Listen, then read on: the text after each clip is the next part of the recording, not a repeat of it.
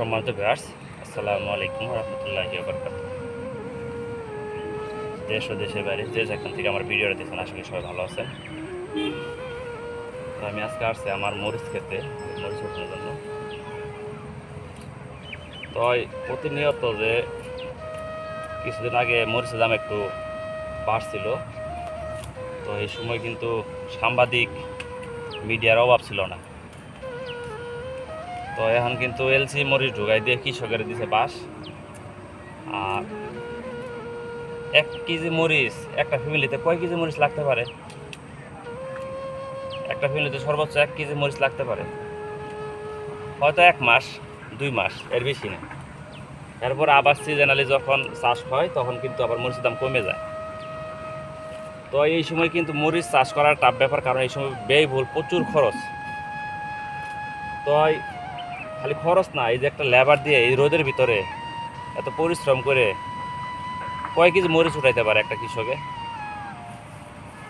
আর দেখেন, কিছুদিন আগে একটু দাম হয়েছিল, তো এই দামের কারণে কিন্তু মিডিয়া সাংবাদিকের অভাব ছিল না, কিন্তু এখন কিন্তু দাম নাই। 1 কেজি মরিচের দাম 40-50 টাকা, ওখানে কিন্তু মিডিয়াও নাই, সাংবাদিকও নাই। তো আসলে কৃষকের কিন্তু কষ্ট দেখার মতো কেউ এই আমাদের দেশে নাই।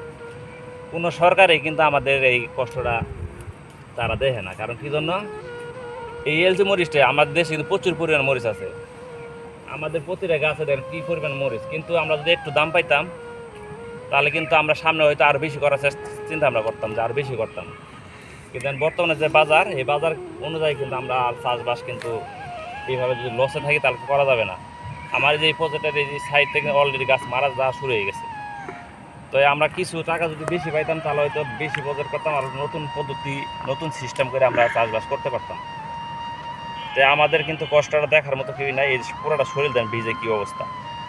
তো এইভাবে কিন্তু প্রতিনিয়ত আমরা এবার চাষ করি, কষ্ট করি, তো আমরা কিন্তু ভালো একটা বাজার পাই না। যখনই একটু ভালো বাজার পাওয়ার সম্ভাবনা হয় তখনই কিন্তু বাহির থেকে মাল ঢোকাই দিছে, যে রাঘবওয়াল যারা, তারা কিন্তু ব্যবসা করে নিতেছে, আমাদের দেশের টাকা কিন্তু বাইরে পাঠাইতেছে, কিন্তু দেশের কৃষক কিন্তু টাকা পাইতেছে না।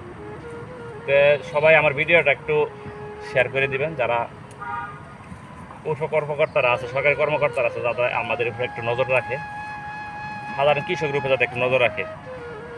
আর সার বীজ তো এগুলো পাওয়া যায় না, কারণ বর্তমানে সার নাই, সার নাই বলতে চলে।